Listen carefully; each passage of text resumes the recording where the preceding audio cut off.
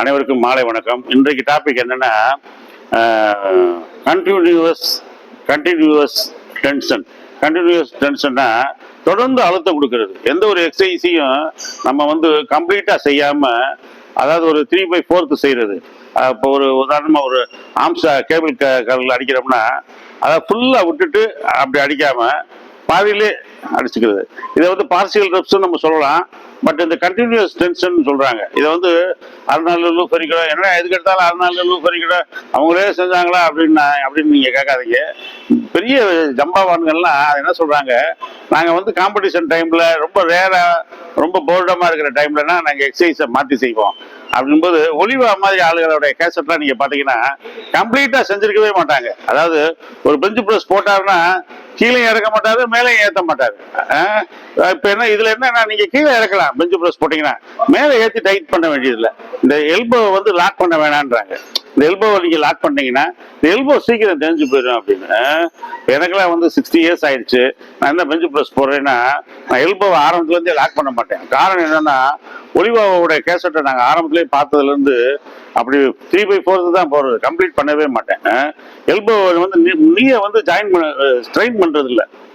ஓகேயா? அது மாதிரி நீங்க நீயை ஸ்ட்ரெயின் பண்ணாம பைசிப்ஸ் பண்ணணும், செஸ்ட் பண்ணணும். ஈவன் டாம்ப்ளாட்ஸ்லாம் லெக் கர்ல் பண்றாரு, லெக் கர்ல், லெக் எக்ஸ்டென்ஷன்லாம் அதெல்லாம் 3/4 தான் பண்றாரு, கம்ப்ளீட் பண்ண மாட்டாரு. ஃபாஸ்டா செய்வார். கண்டினியூஸ் டென்ஷன், அழுத்தம் கொடுத்துக்கிட்டே இருக்குது மசிலுக்கு. அப்ப மசில் என்ன பண்ணும், ஏன்னா அப்படி போட்டு தொடர்ந்து அடிக்கிறானேடா, வதக்குறானேடா அப்படின் போது அதை டெவலப் ஆக ஆரம்பிச்சிடும். ஓகே ஓகே, இதான் கேபிள் கர்ல பாருங்க. இந்த கேபிள் கர்ல ஃபுல்லா அப்படி விடணும், இப்படி ஃபுல்லா தான் விடணும். ஆனா நான் செய்யறேன் பாருங்க, ஃபுல்லா விட மாட்டேன். அப்படியே ஆர்ம்ஸை பைசப்ஸை கண்டினியூஸ் டென்ஷன்லயே வச்சிருப்பேன்.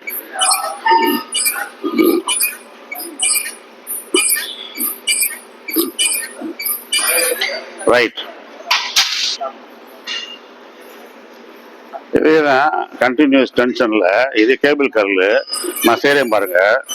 அதாவது விட மாட்டேன் பாருங்க, கேபிளை விட மாட்டேன், ஃபுல்லா விட மாட்டேன். 3/4 மடக்கிடுவேன். இதான் keep on pressing, keep on continue doing exercise, keep on pressing your muscle. Okay, thank you. Stop பண்ணிடுங்க. தெரியும்பா. ஓகே, கண்டினியூஸ் டென்ஷன் பாருங்க.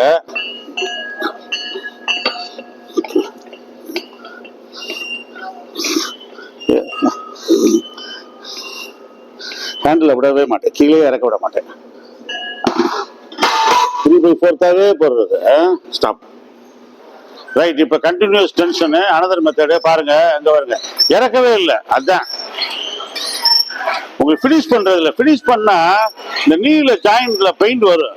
அதுக்காக தான் பெரிய சீனியர் பாடி பில்டர்லாம் உங்களுக்கு அதை ஃபினிஷ் பண்ண மாட்டாங்க. பட் பர்டிகுலர் கண்டினியூஸ் டென்ஷன் கொடுத்துக்கிட்டே இருக்கிறது. கண்டினியூஸ் டென்ஷன் கொடுத்துக்கிட்டே இருக்கிறது. டாம்ப்ளாட்ஸ் மாதிரி மிஸ்டர் யூனிவர்ஸ் டாம்ப்ளாட்ஸ் தான் தைஸ் மண்ணே. அவர் என்னன்னா 30-40 நம்பர் போடுவாப்புல, ஆனா ஃபுல்லா போடவே மாட்டாப்புல, இறக்கவும் மாட்டாப்புல, ஏற்றவும் மாட்டாப்புல. ஆனா அது பார்சியல் ரெப்ஸ் கிடையாது, கண்டினியூஸ் ரெப்ஸ், கண்டினியூஸ் டென்ஷன், தொடர்ந்து அழுத்தம் கொடுத்துக்கிட்டே இருக்கிறது. Right, thank you. நீ சொல்லு, எப்படின்னு சொல்லு டைரக்ஷன். ரைட், பாருங்க. இப்பதான் கண்டினியூஸ் டென்ஷன்ல keep on continuing the exercise. Continuous tension, தொடர்ந்து அழுத்தம் கொடுக்கறது. எங்க பர்டிகுலர் அந்த மசலுக்கு மேலே ஃபுல்லா ஏத்துறது இல்ல, கீழேயும் வர்றது இல்ல. பார்சியல் ரெப்ஸ் மாதிரி. நீங்க என்ன பார்சியல் ரெப்ஸவே சொல்றீங்க சார்? அதே தான் ஆல்மோஸ்ட். இது கண்டினியூஸ் டென்ஷன். அர்னால்டு செய்யறாரு, பிராங்கோ கொலம்போ செய்யறாரு, ஒலிவாவுடைய கேசட் சத்திய Olivia மொட்டத்துல 3 times mister Olympia, Cuban Olivia செய்யறாரு. அவருடைய ஒர்க் அவுட்லாம் நீங்க பாத்தீங்கன்னா எதுவுமே கம்ப்ளீட்டடா இருக்காது. அது காரணம் என்னன்னா, நீலாம் அடிக்கடி ஃபுல் ஜாயிண்ட் பண்ணோம்னா, கம்ப்ளீட் பண்ணோம்னா நீ ஜாயிண்ட் வந்துடும். அதுக்காகத்தான். Right, okay, right. இப்ப பாருங்க, சேம் மிஸ்டர் கார்த்தி தான். லெக் பிரஸ் பாருங்க, மேல போய் ஏத்துறது இல்ல, போட்டுக்கிட்டே இருக்கிறது. லெக் பிரஸ், இதான் கண்டினியூஸ் டென்ஷன், தொடர்ந்து அழுத்தம் கொடுப்பது. எங்க அந்த தொடை மசல்களுக்கு.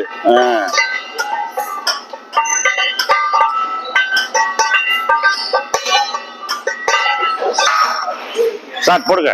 இப்போ பாருங்க பெர்ஃபெக்ட் ரெப்ஸ் இதுக்கு பேரு. இது வந்து கண்டினியூஸ் டென்ஷன் கிடையாது, பெர்ஃபெக்ட் ரெப்ஸ். நம்ம அசோக் பெங்களூர்ல இருந்து வந்திருக்கேன். இப்ப பாருங்க கம்ப்ளீட்டா இறக்கி கம்ப்ளீட்டா ஏத்துறா பாருங்க. இதான் பெர்ஃபெக்ட் ரெப்ஸ். ஸ்டார்ட் பினிஷ் ரெண்டும் இருக்கும், கரெக்டா இருக்கும். ஆனா கண்டினியூஸ் டென்ஷன்ல நீங்க பினிஷ பார்க்க முடியாது. ஸ்டார்ட் பண்றது ஒரு இடத்துல வந்து ஸ்டார்ட் பண்ணிடலாம், பினிஷ் பார்க்க முடியாது. அதான் அந்த ஜாயிண்ட், அந்த எல்போ போய் ஜாயிண்ட் ஆகுது பாருங்க. இந்த எல்போ வந்து ஜாயிண்ட் ஆகாம போட்டோம்னா, இப்ப எனக்குலாம் 60 வயசு, இன்னும் நீல பெயின் ஆகாம இருக்கிறது காரணம் என்னன்னா, நீக்கி நான் லோடு கொடுத்ததே கிடையாது இது வரைக்கும். Right, thank you.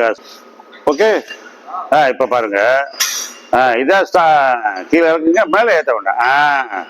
ஸ்டார்ட் பினிஷ், அதாவது ஸ்டார்ட் இருக்காது, பினிஷ் இருக்காது. Almost 3/4 exercise. உங்களுக்கு வந்து பம்பிங் கிடைக்கும், கண்டினியூஸ் ப்ரெஷர், கண்டினியூஸ் டென்ஷன், தொடர் அழுத்தம் கொடுத்துக்கிட்டே இருக்கிறது மசலுக்கு. ஆனா முழுமையான எக்ஸசைஸா இருக்காது.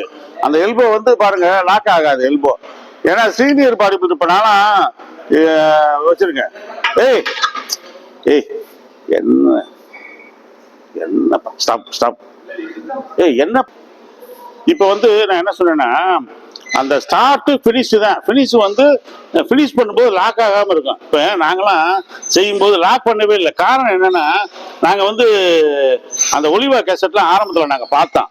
அப்ப பார்க்கும்போது அவங்க வந்து கம்ப்ளீட்டா பினிஷ் பண்ணல. பினிஷ் பண்ணாதனால என்னென்ன அட்வான்டேஜ் என்னன்னா, இந்த நீல பெயின் வராது. இப்ப நிறைய பேருக்கு பாருங்க, சீனியர் பாடி பில்டர்லாம் கை முட்டியில வலிக்குது சார், எல்போல நீ வலிக்குது சார், நீ கேப் போட்டிருக்கோம் சார், செய்யவே முடியல சார், அதனால வாக்கிங் போறோம் சார் அப்படின்னு எக்ஸசைஸே குவிட் பண்ணிடுவாங்க, எக்ஸசைஸே விட்டுருவாங்க. அதனால அவங்களுக்கு நீ பெயின் அந்த மாதிரி வர மாதிரி சிம்டம் இருந்தால் நீங்க இந்த கண்டினியூஸ் டென்ஷன் எக்ஸசைஸை யூஸ் பண்ணுங்க. ரெண்டாவது, இந்த கண்டினியூஸ் டென்ஷன் எக்ஸசைஸ் வந்து ஒர்க் அவுட் வந்து நீங்க காம்படிஷன் டைம்ல செய்ய 2 மாசம் செய்யுங்க, ரொம்ப அருமையா இருக்கும். எல்லா மசிலையும் பம்ப் பண்ணும். எல்லா மசிலுக்கும் ரத்தம் வந்து ஃபாஸ்டா போறதுனால என்ன ஆகும்னா, அந்த செல்கள், டேமேஜ் ஆன செல்கள், உடஞ்ச செல்கள், ரிப்பேர் ஆன செல்கள், அழிந்த செல்கள்லாம் குயிக்கா மறு உற்பத்தி ஆகும். மறு உற்பத்தி ஆகும்போது நம்மளுக்கு நல்ல மாசு கிடைக்கும், சைஸ் கிடைக்கும், அருமையா இருக்கும். Okay okay. Dumbbell biceps curl பாருங்க.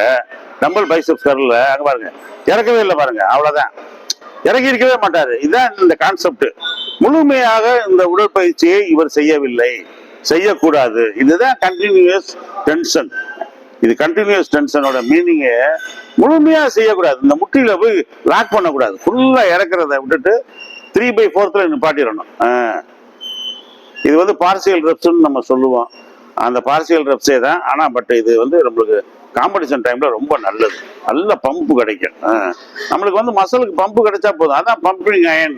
உங்களுக்கு பேரே கேள்விப்பட்டிருப்பீங்க, பம்பிங் அயன்.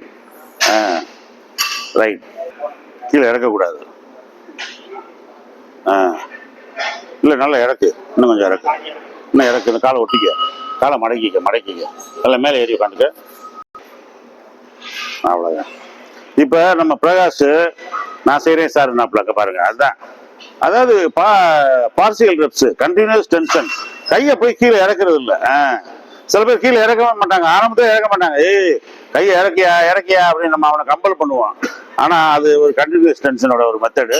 பட் நீங்கள் பெர்ஃபெக்ட் ரெப்ஸ் செய்ய, காம்படிஷன் டைம்ல இந்த மாதிரி செய்ய. இது வந்து பார்சியல் ரெப்ஸ். அழகா செய்யறாரு பாருங்க. Very good, very good. சரிட்டும், ஓகே. நல்ல போடுங்க. முழுமை வராம இருக்கும், ஆனா மசல்ல பம்ப் ஆகிட்டே இருக்கும். இந்த மசல் ஏறிக்கிட்டே இருக்கும். ஏன்னா இங்க நம்பர் அடிக்க இங்க பம்ப் ஆகிட்டே இருக்கும். Pumping the iron, pumping the muscle. Okay